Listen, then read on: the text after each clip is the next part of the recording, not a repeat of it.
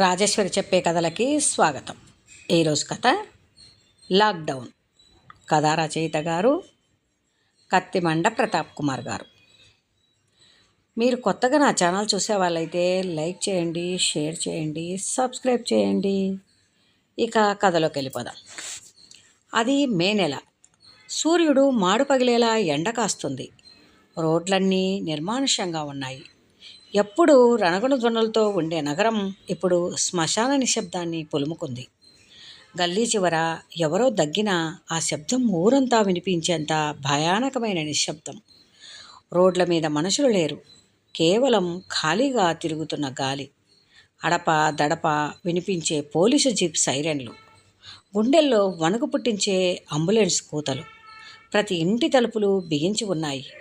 మనిషికి మనిషి తోడుండాల్సిన సమయంలో మనిషే మనిషికి భయపడే వింత పరిస్థితి. అదే కరోనా కాలం. ఆ నగరంలో ఒక మధ్యతరగతి ఇల్లు. రాఘవరావు రిటైర్డ్ టీచర్. ఆయనకు తన కొడుకు అజయ్, కోడలు దివ్య, మనవడు అభితో గడపడమే ప్రపంచం.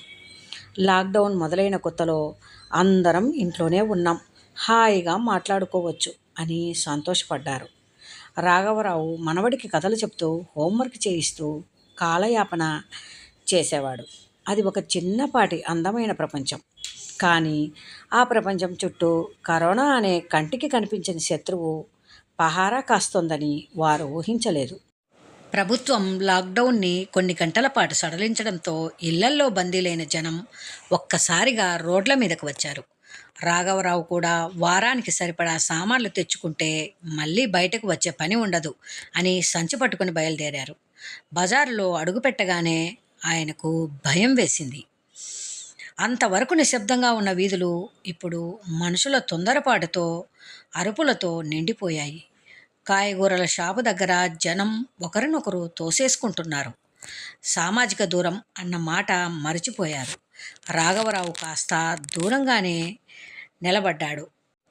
మళ్ళీ లాక్డౌన్ సమయం ముగుస్తుందని ఆ గుంపులో నెమ్మదిగా ముందుకు వెళ్ళక తప్పలేదు.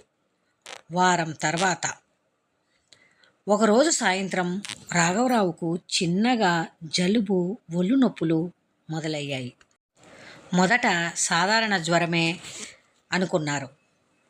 కానీ 2 రోజుల్లోనే ఆయన గొంతు మారిపోయింది.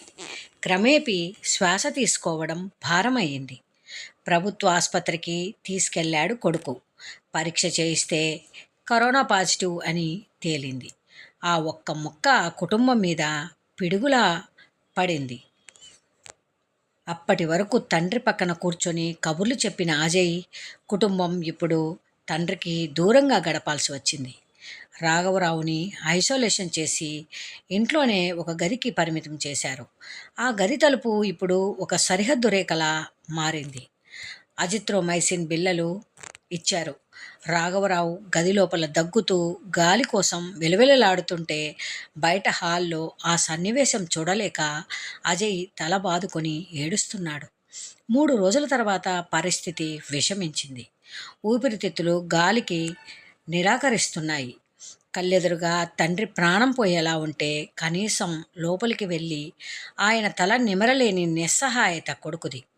నాన్నా, నీకు తోడుగా నేనున్నాను నాన్నా అని అరుద్దామన్నా ఆ మాట వినే స్థితిలో రాఘవరావు లేడు. గది కిటికీ అద్దం అవతల నుండి రాఘవరావు తన కొడుకును చూస్తూ చెయ్యి చాపుతున్నాడు. కానీ అజయ్ ఆ చేతిని అందుకోలేడు.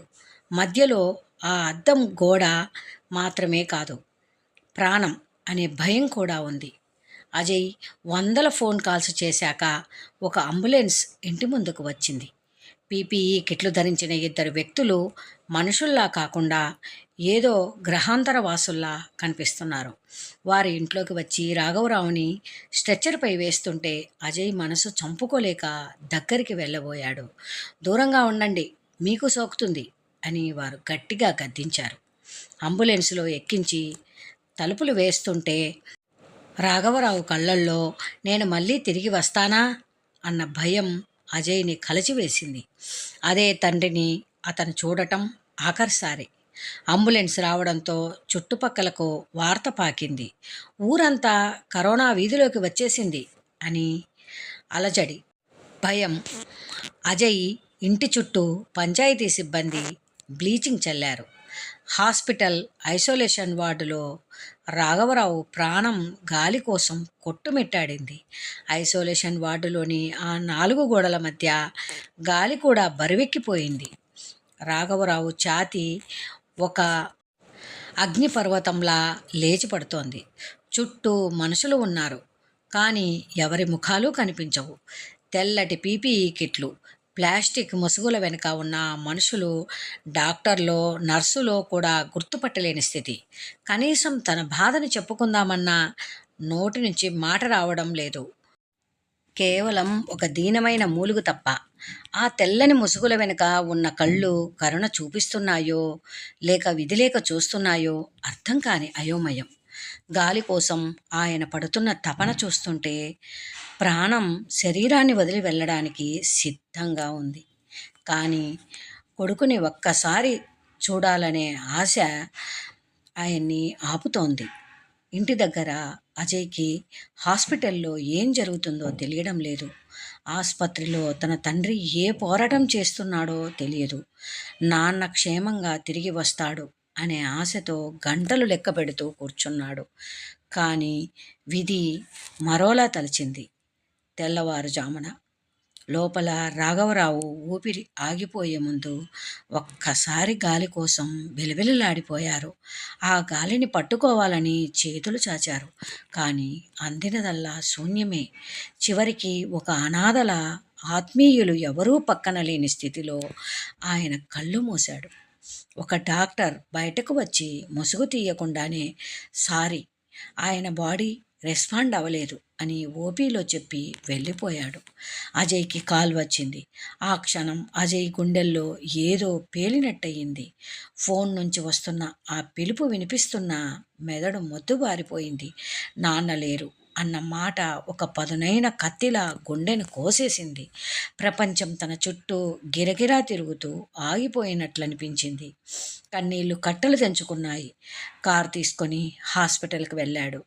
నాన్నను ఒక్కసారి చూస్తాను, ఆయన్ని హత్తుకొని ఒక్కసారి ఏడుస్తాను, నాన్న లేని లోటును ఆ కౌగిలిలోనైనా దాచుకుంటాను మనసులో అనుకున్నాడు. కానీ అక్కడ అతనికి ఎదురైంది నాన్న కాదు, ఒక కఠినమైన నిశ్శబ్దం.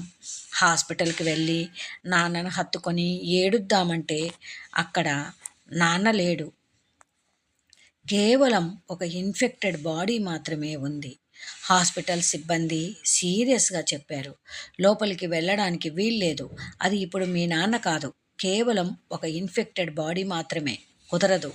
ఆ మాటలు వినగానే అజయ్కి ఒళ్ళు జలధరించింది. తనని ఎత్తుకొని పెంచిన నాన్న, తన ప్రతి కష్టంలో తోడున్న నాన్న ఇప్పుడు కేవలం ఒక బాడీ అయిపోయారా? కనీసం కడసారి చూపుకు కూడా నోచుకోలేనంత అంటరాని వాడైపోయారా? అంబులెన్స్లో బాడీని ఎక్కించారు. అజయ్ ఇంటి వద్ద అంబులెన్స్ ఆగింది. కానీ అజయ్ గుండెల్లో ఆ శబ్దం ఇంకా మార్మోగుతూనే ఉంది. ఊరంతా దూరం నుంచి కిటికీలలో నుండి చూస్తున్నారు, బిక్కు బిక్కుమంటూ. అంబులెన్స్ వెనక తలుపులు తెరుచుకోగానే అజయ్ కళ్ళు తన నాన్న కోసం వెదికాయి. కానీ అక్కడ కనిపించింది నాన్న కాదు, ఒక నీలిరంగు ప్లాస్టిక్ కవర్. సిబ్బంది పీపీఈ కిట్లు వేసుకొని ఒక వస్తువును దించినట్లు ఆ దేహాన్ని కిందకి దించారు. అజయ్ అడుగు ముందుకేయబోయాడు. కానీ దూరంగా ఉండండి, ఇన్ఫెక్షన్ అన్న కేక అతన్ని అక్కడే ఆపేసింది. రాఘవరావుని తల నుండి కాలి వరకు ఆ నీలిరంగు ప్లాస్టిక్ కవర్లో చుట్టేశారు. అది కేవలం ప్లాస్టిక్ పొర కాదు, తండ్రి కొడుకుల మధ్య విధిగీసిన ఓ ఇనుప గోడ. ఏ చేతులైతే అజయ్ని పట్టుకొని నడక నేర్పాయో ఆ చేతులు ఇప్పుడు ఆ కవర్ లోపల బిగుసుకుపోయి ఉన్నాయి. ఏ నోరైతే ఒరై అజయ్ అని పిలిచే ధైర్యం చెప్పేదో ఆ నోరు ఇప్పుడు ప్లాస్టిక్ బందీలో మూగబోయింది. నాన్న మొహం ఒక్కసారి చూపిస్తారా ప్లీజ్, ఒక్కసారి అని అజయ్ చేతులు జోడించి అడిగాడు. కన్న తండ్రి ముఖాన్ని కడసారి చూసుకోవడానికి కూడా అనుమతి అడుక్కోవాల్సి రావడం, ఆ ప్లాస్టిక్ కవర్ను కూడా తాకలేకపోవడం, అజయ్ పడుతున్న నరకప్రాయమైన వేదన దూరంగా ఉన్న జనాలను కలచివేసింది. పరిస్థితి హృదయ విదారకంగా మారింది. ఒక్కసారి నాన్న ముఖం చూస్తాను. బాబూ, ఆ కవర్ కొంచెం పక్కకు జరపండి ప్లీజ్ అని అజయ్ వేడుకున్నాడు. కానీ ఆ పీపీఈ కిట్టు వెనుక ఉన్న వ్యక్తులు నిర్వేదంగా తల అడ్డంగా ఊపారు. అంతిమ సంస్కారం కోసం పంచాయతీ సిబ్బంది మరియు స్వచ్ఛంద సంస్థల వారు వచ్చారు. వారు కూడా కిట్లు ధరించి ముసుగేసుకున్నారు. కన్న తండ్రికి తలకొరువు పెట్టడానికి కూడా దూరం నుండే అనుమతి ఇచ్చారు. శ్మశాన వాటికలో మంటలు ఎగిసిపడుతున్నాయి. కానీ కన్న తండ్రికి చివరిసారిగా దగ్గర నుండి తలకొరివి పెట్టే అదృష్టం కూడా అజయ్కి దక్కలేదు. కనీసం ఆ దేహం దగ్గరికి వెళ్ళి తల నిమరడానికి వీల్లేదు. దూరం నుండి కానివ్వండి అని గీసిన ఆ రేఖ తండ్రి కొడుకుల బంధాన్ని వెక్కిరించింది. అజయ్ చేతులు చాచి నాన్నను హత్తుకోవాలని ఆరాటపడ్డాడు. కానీ అక్కడ నాన్న లేడు. కేవలం ఆ అగ్ని కీలల వేడి మాత్రమే ఉంది. ఆ మంటల్లో నాన్నను అజయ్ చేతులు ఆ వేడి గాలిని మాత్రమే కౌగిలించుకుంటున్నాయి. మంటలు ప్లాస్టిక్ కవర్ను తాకగానే ఆ నీలిరంగు పొర కరుగుతూ ఒక రకమైన ఘాటైన వాసన వచ్చింది. ఆ వాసన అజయ్ గుండెను రగిలిస్తోంది. నాన్నను ఆ ప్లాస్టిక్ కవర్లో పెట్టి కాల్చేస్తున్నారే అన్న ఆలోచన అతనిని చిత్రవద చేస్తోంది. ఒకప్పుడు నాన్న ఒంటి మీద నుంచి వచ్చే ఆత్మీయమైన వాసనను పీల్చుకున్న ఆ కొడుకు ఈరోజు తండ్రి శరీరాన్ని కాల్చుకు తింటున్న ఆ ప్లాస్టిక్ వాసనను భరించలేక విలవిలలాడిపోయాడు. ఇంటికి వచ్చాడు. కేవలం 4 గోడల మధ్య శూన్యంలా ఉంది. ఇంటి నిండా శానిటైజర్ వాసన. నాన్న గది తలుపులు తెరిచి ఉన్నాయి. కానీ అక్కడ నాన్న లేడు. భార్య, కొడుకు అజయ్ దగ్గరికి రాబోయారు ఏడుస్తూ. అజయ్ తన గదిలోకి వెళ్ళి తలుపు వేసుకున్నాడు. భార్య, కొడుకు వచ్చి పలకరించాలని చూసినా, నా దగ్గరికి రాకండి, నాకు భయంగా ఉంది అని అరిచాడు. అది జబ్బు వస్తుందనే భయం కాదు, తన స్పర్శ తగిలితే తన వాళ్ళు ఎక్కడ దూరం అవుతారో అన్న ఆందోళన. నాన్న కూర్చునే ఆ పాత కుర్చీ ఖాళీగా ఉంది. ఆయన వాడే మందు సీసాలు, కళ్ళజోడు అక్కడే ఉన్నాయి. కానీ ఆ మనసులో అలికిడి లేదు. ఆ పిలుపు వినిపించడం లేదు. గోడలన్నీ నాన్న జ్ఞాపకాలను మోస్తూ అతనిని వెక్కిరిస్తున్నట్లున్నాయి. ఇన్నాళ్ళు తన ప్రపంచానికి వెలుగునిచ్చిన ఆ ఇల్లు ఇప్పుడు కేవలం 4 గోడల మధ్య నిండిన ఒక నిశ్శబ్దపు చీకటిలా మిగిలిపోయింది. ఆ ఇంట్లో ప్రతి అడుగులోనూ నాన్న కనిపిస్తున్నాడు.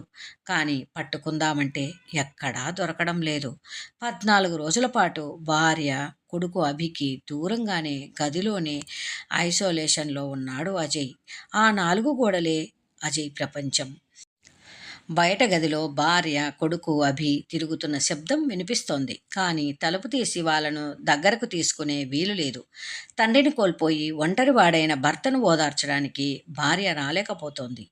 నాన్న చనిపోయిన బాధలో ఉన్న అజయ్ని హత్తుకోవడానికి చిన్నారి అభికి అనుమతి లేదు. తలుపు చాటు నుండి భార్య పెట్టే క్యారియర్ శబ్దం వినగానే అజయ్ గుండె తరుక్కుపోయేది. కనీసం ముఖం చూసుకోలేని ఈ ఐసోలేషన్ శిక్ష చావు కంటే దారుణంగా అనిపించింది.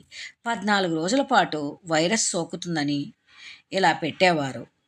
చిన్నారి అభి తలుపు దగ్గరికి వచ్చి, నాన్న బయటకు రావా, తాతయ్య ఏడి, నువ్వు ఎందుకు లోపలే ఉన్నావు అని అమాయకంగా అడుగుతుంటే అజయ్ కళ్ళల్లో నీళ్లు తిరిగేది. ఆ పసివాడిని ఎత్తుకొని వాని గుండెకు హత్తుకొని ఏడవాలని ఉన్నా ఏడవలేని పరిస్థితి. తన చేతులకు ఉన్న ఇన్ఫెక్షన్ ఎక్కడ వాడికి సోకుతుందో అన్న భయంతో గది మూలనే ముడుచుకుపోయేవాడు.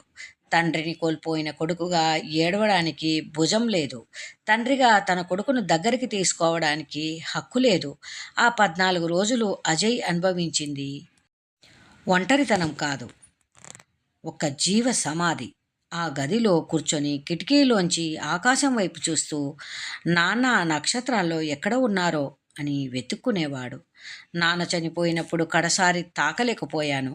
ఇప్పుడు నాన్న లేని ఇంట్లో కనీసం కుటుంబంతో కలిసి దుఃఖాన్ని పంచుకోలేకపోతున్నాను అన్న ఆవేదన అతన్ని పిండేసింది. ఒకప్పుడు ఇంట్లో చావు జరిగితే ఊరంతా తరలి వచ్చి ఓదార్చేది.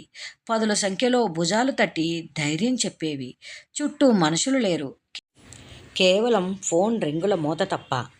బంధువుల పలకరింపులన్నీ ఫోన్ స్పీకర్లకే పరిమితమయ్యాయి. ధైర్యంగా ఉండు అజయ్ అన్న అవతల నుంచి వినిపిస్తున్న మాటల్లో ఓదార్పు కంటే తమకు ఎక్కడ సోకుతుందో అన్న భయమే ఎక్కువగా ధ్వనిస్తోంది. ఎవరూ ఇంటి గోడ తొక్కే సాహసం చేయడం లేదు. ఆత్మీయులు రావాల్సిన చోట కేవలం వాట్సాప్ మెసేజ్లు, వీడియో కాల్స్ మాత్రమే మిగిలాయి. గదిలో ఉన్న ప్రతి వస్తువు నాన్నను గుర్తు చేస్తుంటే ఆ జ్ఞాపకాల మధ్య, ఇన్ఫెక్షన్, భయం మధ్య అజయ్ ఒక మూగబోయిన శిలలా మిగిలిపోయాడు. ఆత్మీయుల స్పర్శ లేని ఓదార్పు, కంటికి కనిపించని శత్రువుతో పోరాటం. ఈ రెండింటి మధ్య పడిన ఆవేదన ఆ కాలం మిగిల్చిన అతిపెద్ద గాయంగా మారింది. అదృష్టవశాత్తు అజయ్కి కరోనా సోకలేదు. కొన్ని రోజుల తర్వాత నాన్న వాడిన వస్తువులను సర్దుతుండగా అజయ్కి ఒక పాత డైరీ దొరికింది. అందులో ఆఖరి పేజీలో చదివాడు. అజయ్, రేపు ఏం జరుగుతుందో తెలియదు. కానీ అజయ్, నువ్వు నన్ను ముట్టుకోలేదని బాధపడకు. నా దగ్గరకు రాలేదని బాధపడకు. నువ్వు దూరంగా ఉన్నావు అంటే అర్థం నువ్వు నన్ను ప్రేమించలేదని కాదు. నా మీద ప్రేమతోనే నువ్వు నీ ప్రాణాన్ని, నీ కుటుంబాన్ని కాపాడుకుంటున్నావని నాకు తెలుసు. అదే నాకు నువ్వు ఇచ్చే పెద్ద గౌరవం. రాఘవరావు గదిలో ఉండి డైరీలో రాసిన వాక్యాలు చదవగానే అజయ్ కట్టలు తెంచుకున్న ఆవేదనతో వెక్కి వెక్కి ఏడ్చాడు. అప్పుడు గది బయట నుండి తన 5 ఏళ్ల కొడుకు అభి వచ్చాడు. నాన్న, తాతయ్య పోయారు కదా, నువ్వు కూడా నాకు దూరం అయిపోతావా నాన్న? నాన్న, ఒకసారి హక్ చేసుకో ప్లీజ్ నాన్న. అజయ్ మెల్లగా కళ్ళు తుడుచుకొని బయటకు వచ్చాడు. తన కొడుకును గట్టిగా హత్తుకున్నాడు. ఆ స్పర్శలో తండ్రి ఆశీర్వాదం, కొడుకు భవిష్యత్తు రెండూ ఉన్నాయి. కాలం గడిచింది. కరోనా గాయాలు మానిపోకపోయినా అజయ్ ఆ బాధను ఒక బాధ్యతగా మార్చుకున్నాడు. ఇప్పుడు తన ఇంటి ముందు రాఘవరావు అనసూయ మెమోరియల్ ట్రస్ట్ అనే బోర్డు గర్వంగా కనిపిస్తుంది. తన తండ్రికి దక్కని ఆఖరి స్పర్శను, తల్లి తండ్రి లేని వెలితిని అనుభవిస్తున్న వందలాది మందికి సేవ చేస్తూ భర్తీ చేస్తున్నాడు. ఆ ట్రస్ట్ కార్యాలయంలో అమ్మ, నాన్న ఫోటో ముందు నిలబడినప్పుడు అజయ్కి ఒక సత్యం బోధపడింది. ఆ నల్లటి రోజులు కేవలం మృత్యువును మాత్రమే తీసుకురాలేదు, మనిషి బతుకు అర్థాన్ని కూడా నేర్పించాయి. కరోనా మనుషులను భౌతికంగా దూరం చేసి ఉండవచ్చు, కానీ ఒకరిపై ఒకరికి ఉన్న బాధ్యతను, బంధాల విలువను మునిపెన్నడూ లేనంతగా చాటి చెప్పింది. మనిషిని తాకలేకపోయినంత మాత్రాన బంధం తెగిపోదు. శూన్యం నిండిన ఆ గదుల్లో ఒంటరిగా గడిపిన ఆ రాత్రుల్లోనే మనకి మన వాళ్ళ విలువ ఏంటో తెలిసింది. ఈ కథ ఇంతటితో సమాప్తం. రచించిన వారు కత్తిమండ ప్రతాప్ కుమార్ గారు. నేను కూడా కరోనా బారిన పడి చావు అంచుల దాకా వెళ్ళి వచ్చిన దాన్ని. ఈ కథ చదువుతుంటే కన్నీళ్ళు ఆగలేదు. మీరు కూడా ఈ కథ చదివి మీ విలువైన అభిప్రాయాలను తెలియజేయండి. Please like, share and subscribe.